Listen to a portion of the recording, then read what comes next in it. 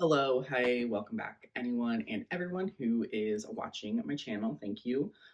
Before we get into this video, this chair, I don't know if you can hear it, is so squeaky. Um, so hopefully you cannot hear that. I will do my best to cover that up in editing. Also, the cats are playing with a toy right down here, so hopefully you cannot hear that either. Oh, okay, so today is going to be my 9 favorite books that I've read so far in my life. I am 23, turning 24 this year in 2021. I have been consistently reading since I was like 15, I want to say, 14 or 15. It was in, I've told this story so many times, but it was in 8th grade when I got really into reading consistently. When I was a kid, I read periodically here and there. There was a period of time where I really didn't read a whole lot. Actually, and I don't know if I've ever told this on my channel, but I was actually held back in the 1st grade because I couldn't read. I didn't have a strong enough reading ability, and so I had to repeat the 1st grade to practice my reading. And during that time, in school, I remember I had to go, I want to say probably like once a month or so. It might have been more frequent or less frequent than that, honestly. I basically had to go for like these reading comprehension lessons and tests. So like I'd be pulled out of class and then I would sit in either like the hallway or someone's office or something with um, some woman. I don't know who I remember what she looks like, but I don't know who she was. She might have been our guidance counselor. I don't know. Anyway, I would have to read this story silently to myself in my head, and then I would have to read it out loud to her. And if I made a mistake, then like that word was circled or something like that, and that's like how far I made it. And basically, I would just get like lessons on how to read, and that also honestly helped me read a lot faster too. I feel like I'm a medium speed reader. This this story is getting so out of hand. Anyway, I had to repeat 1st grade and I had to go for these reading comprehension exams. During that time, my parents also made me read um, different things. Like I remember specifically, if you were a kid around my age, I don't know if you remember the leapfrog readers, but basically it was like this foldable thing, and I could put the book inside the reader and I could use the pen and it would basically like read to me, and I had to like read aloud along with it. I also had, I don't know what you'd call it, but basically it had these like sent home books with me, basically, that I had to like read, and then I'd have to like sign off every week that like I read them. During that time, I got pretty into reading. I would go to the library with my class and I would get a book and I would usually always read it. But I would say around 3rd grade, I want to say 3rd to 4th grade is when I really kind of stopped reading. I would read a book here and there when I would go to the library, and I'd always buy books from the book fair. And sometimes I would read them, but honestly, most of the time I wouldn't. Why am I telling all this story? Because all of these books are basically from 8th grade and above. No like childhood books are going to be in here. And that's because mostly I just don't remember books I really read when I was a kid. Like there's a few that stick out to me, but they just didn't leave enough of a lasting impact. Anyway, let's get started. And this was going to be a top 10. However, I basically went through my favorite shelf on Goodreads, which has 48 books on it. And I basically just wrote down a book that I was, if like when I saw it, I was like, yeah, I want that included on my all-time favorite books list. And there only was 9 of them that I wrote down itself. So I was like, okay, well, I'll just do 9. Honestly, my Goodreads favorite shelf, it's fast and loose how I add books on there, but these 9 books, these books are like, yes, these are my favorite books for one way or another, and I'll explain as I go through each of them. So, okay, so number 9 is The Kite Runner by Khaled Kussini. I read when I was a senior in high school. We read it for my AP literature class, and I loved it. If you are familiar with this story, you know it's pretty tragic, pretty heartbreaking. If you're not familiar with the story, basically it follows 2 young boys and their kind of journey through life. It's just sad. It's such a sad story, but it's so beautifully written. And this normally is not a book that I would like. And I do think the reason that I do like it so much is probably because we did get to talk about it and study it in class. Whenever you get to discuss a book in depthly, it just always is going to enhance your feelings about that particular book. I know he does have, I think, 2 other full-length novels and then a children's picture book. At one point in my life, I did want to read all of those. I don't know if that is still going to be the case now, just because, like I said, this type of book is not exactly something that appeals to me now, and I don't know if it's something that I would like as a reader where I am in my life right now. But this book will forever be something that I will hold on to and really, really just not cherish. Cherish is the wrong word, but I like what this story kind of did for me emotionally, if that makes sense. Okay, number 8 on the list is The Outsiders by, who is that by? I don't know, but The Outsiders. This was a book that we read for school once again in 8th grade. Or maybe actually we read it in the 7th grade. I don't remember specifically when I did read it, but I mean, I'm sure we all are pretty familiar with The Outsiders. It's just a classic story, is once again just really well told, and when they had us read it, we were kind of about the age of some of the characters, and so we just really connected with them well. And I pretty much everyone that I talked to that has read The Outsiders in school, in middle school, enjoys it. So it's just one of those like kind of universally really well known, really well told books that people enjoy. And I don't own my own physical copy of it. I will one day. It's just whenever I eventually buy it. But it is something that if and when I have kids, I would like them to read it. And that's not many books that I would kind of pass on to my kids if I ever had them to read, but this is definitely one of them. So that's kind of why it's on my favorites list. Okay, and then number 7 on my list is Night Film by Marisha Pessl. I have only read this within the last couple of years. I think I read it in 2018. This book follows the story of, he's an investigative journalist. Basically, he investigates the mysterious death of Ashley Cordova, who is the daughter of this really infamous movie director who made these movies back in the, like, I think 70s and 80s is when he was like super prolific.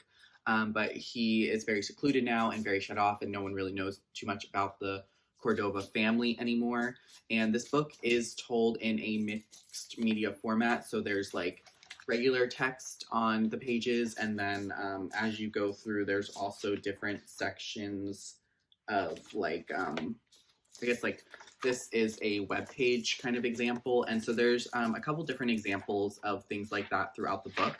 And I both read this physically and listened to some of it as an audiobook. I was hooked and captured by the story, and really just loved what this did and what this was as a novel and as an entertainment media experience. And it was just such a unique reading experience. The only other book like this that I've read is Illuminate and its sequel Gemina, and in my opinion this book is just far superior than those. But that also is because this is more of like a mystery thriller suspense horror novel, and that is a little bit more my speed nowadays than YA science fiction. That's kind of why I love this one specifically. I will admit, and I do remember talking about this at the time that I read this, is that the ending was severely disappointing. And this, I still stand by that. And I think overall this book is maybe rated like somewhere in the 3s. I forget exactly what I gave it. But it's like one of those things where you look back at the book and you just remember the reading experience. How does that, like, what are those emotions that come up? And for me, the emotions are basically 99% positive. I do remember the ending and being slightly disappointing by it, but then I'm like, you know what? I don't even care, because that is the last 1 to 2 pages of this book that are over 500 pages. I can't believe this book is that long. Almost 600 pages. And if I could enjoy, like, let's say like 580 of those pages, then yeah, this is a good book in my opinion. I recommend this. Although I think you would enjoy it more if you are someone who does enjoy a good mystery, a little bit of horror. It's not like super scary, but there are parts that are pretty suspenseful and thrilling. Number 6 on my list is another book that I do not own physically, and it is The Last Time I Lied by Riley Stagar. So this book, once again, I think I rated it a 4.75 or maybe a 4.5, but it's one of those books where I look back on the reading experience and I'm like, it was amazing. And I truthfully cannot think of the reasons why I did give it not a 5 star. I listened to this all on audiobook. I don't own it physically, and it's another book that one day I will want to own physically. I just have to wait till I can buy it. As an audiobook experience is really good. I thought the narrator was really good, the story was really good, and the part of this book that it ends it on kind of my favorites list is the very ending. And there is I don't want to say too much, but there is a story element that just really took me by surprise that I honestly didn't see coming. And I think the reason I didn't is because I was just so invested in the story that I didn't have time to actually sit there and like think and theorize of what was happening and what was going on.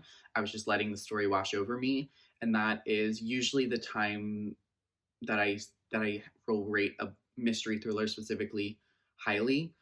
Is when I am just so invested in the story and want to know what is the answers to the mystery that I don't have time to actually theorize about the mystery. So that's kind of why this one is on the list. Riley Sagar has become a favorite author of mine. I have read every single book that he has published. And The Last Time I Lied, I think, is my favorite, even though I did not give it 5 stars. I probably should be 5 stars, let's be honest. Home Before Dark, his latest release that just came out this past summer, I did give 5 stars, but his other two books, Final Girls and Lock Every Door, love both of those as well. And I just really have enjoyed his progression as a writer, and I'm super, super excited for his book to come out this summer. I think it's called Survive the Night, and I'm sure it's going to be another home run. Number 5 on the list is Gone Girl. And this is actually what prompted me to make this video. Well, I've been thinking about making a favorite books video for a while because it's something that I never did when I was making primarily book videos, but it's always something that has been in my mind of, do I have favorite books? Like, I've had favorite books, but like, do I have an all-time favorite book? And for me, the answer is more, I just have all-time feelings about books that I really enjoyed. And that is what it comes down to. For Gone Girl, this was the very first mystery thriller book that I can remember reading, like as a reader within my last, couple of years of being an active reader, like always reading. I read it before the movie came out. It's probably still the best mystery thriller book that I have ever read. I don't know if anything will ever top it. And part of that is because it was the very first one that I read, so I didn't have any expectations to compare it to. And this is always listed as one of the best mystery thrillers and just best books in general to be written. So I really set myself up to kind of fail for this one. But, I think what I like about this book so much is how smartly it was done. And, I'm not going to give away any spoilers in case you haven't read the book or seen the movie. I actually just watched the movie last night because I was thinking about this video and I was thinking about Gone Girl, and it just was recently put on Hulu. So I watched the movie again, and I just kept thinking, this is so smart. Like, it's so smartly done. The way the plot progresses is just, it ramps up the tension like no other. You're always kind of on the edge of your seat. You don't know who to trust. You don't know who you like. You don't know who you dislike. You don't know who you're rooting for. Are you really rooting for any of the characters? You don't know, because it's just really well done, and it's my 5th favorite book of all time. I don't know if I would ever necessarily reread the book, but I can always go back and watch the movie because it was a really, really faithful adaptation, which I really enjoy. I feel like they cut out exactly what didn't necessarily need to be there while also keeping pretty much every plot story element that was super important to the narrative in there, and it was done well. There we go. That's Gone Girl, my number 5. Number 4 on the list is a book that I thought I had here with me, but I guess it's actually still in Maryland, or I guess back in Maryland. I guess I took it back there, and that is The Perks of Being a Wallflower. This book, I, at one point in my life, did claim was my favorite book of all time. It was definitely true at one point, because when I did read it, I was a sophomore in high school, newly kind of discovering my sexuality, I guess you could say, my gayness.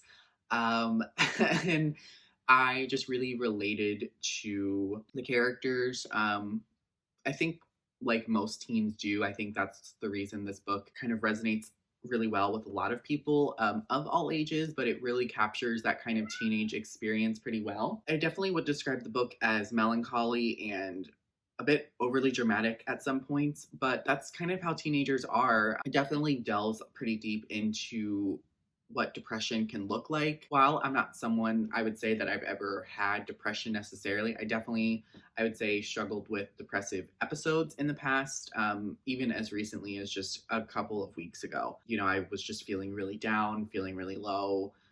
And while I'm very thankful that I'm someone that, you know, has not gone through depression itself, this book tackles those feelings of isolation and loneliness pretty heavily and pretty well, in my opinion. So overall, I just think it's a book that when you read it, you really feel and can see yourself in almost all of the characters in some sort of way. And I think it's just interestingly written, being written in a letter format. What's the word for that? Epistolary format novel. I think that's the word. Yeah, I did reread it. There's a video on my channel of me rereading it and kind of giving my updated thoughts on it. So if you want to check that out, I will, I guess, leave it either above or linked below if you want to kind of see more of my thoughts right after I had just freshly reread it, after it being my favorite book for like 5 years, I guess, at that point. Okay, number 3 on the list is The Virgin Suicides by Jeffrey U. Genevieve. And this one is interesting because I actually saw the movie before I ever read the book. And the movie is one of my all-time favorite movies. I often claim it's tied as my favorite movie between The Virgin Suicides and Mean Girls, because that's just the person I am, I guess. I really just loved it. It gave me everything I was missing from the movie, which is not much. This is one of the most faithful adaptations I've ever seen. And I think that's the reason I loved the book so much, is because I already loved the movie a lot, a lot, a lot. And everything I loved was in here plus more. So it just gave me more of what I already loved. And this is another book that is super depressing, deals with super, super heavy subject matter, and there's so much subtext, I think. Not even subtext, it's pretty much like on top of you text of obsession, of being just infatuated with people that you don't know, of building up the idea of someone in your mind that you're like, what, you know, who are you? I want to know you. I do know you. I love you, when you haven't even had a conversation with people. And just the way that the teenage boys in this novel feel those feelings about the Lisbon sisters is quite disturbing when you really think about it. And it's romanticized, but at least for me, I guess, I don't know if this is the point. I mean, I'm pretty sure it is the point, but it's pretty clear that their interest level in them is not healthy, and that their obsession that follows them throughout their life is not heavy. So I think there's a lot of good social commentary on a bunch of different topics within this novel that are dealt with well, and then explored very, very well within the film format that the movie did. I said that sentence so weird, but this is my 3rd favorite book of all time. Definitely am going to reread it at some point in my life.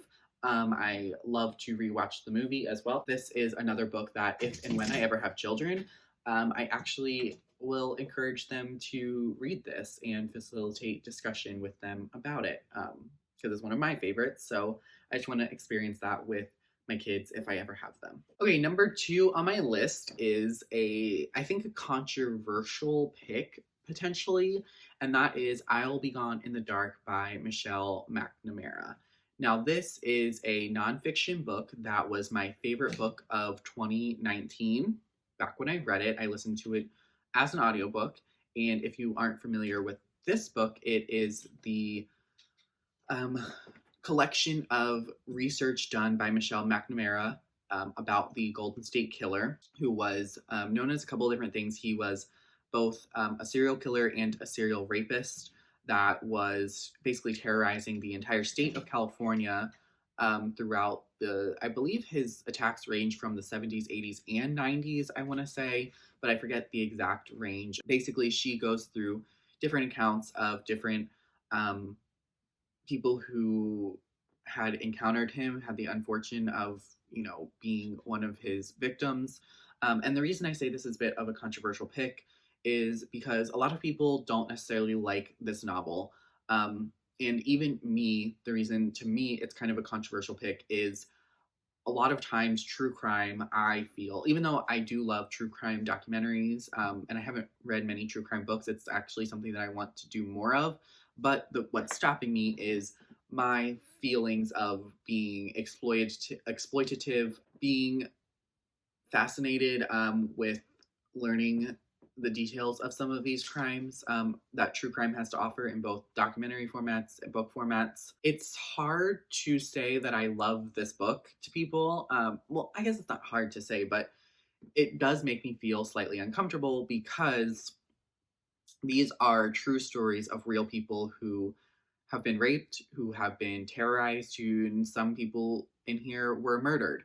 You know, he was a bad person. I'm not going to say his name, but if you want to look up who it is, feel free. He was caught, but it's something that just I feel icky about sometimes about my love of true crime because I feel like I am enjoying the fact that these people were terrorized and that some people lost their lives. Regardless of all of that, I think this novel put together a truly terrifying account of what people like this man are capable of and what people like this man do.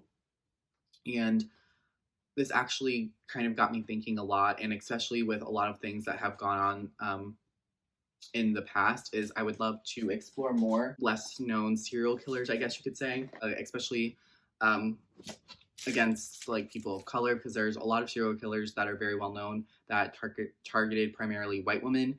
And I know a lot of those stories just from the past 23 years consuming those stories. So I would like to seek out and find stories that tell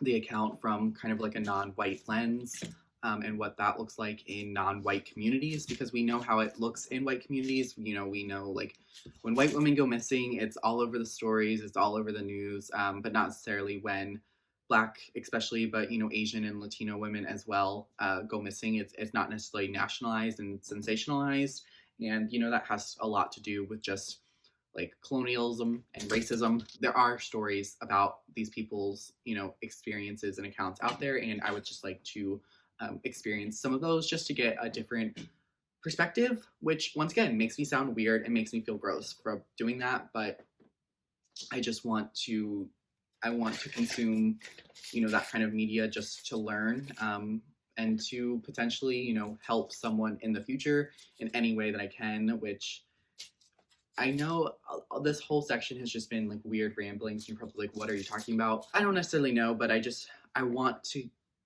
learn more about this stuff. I find it interesting, and I want to know why people do these things they do, but I also want like victims to know that there are people who care about their stories, I guess is the best way I can sum it up. So yeah, I'll Be Gone in the Dark by Michelle Mcnamara.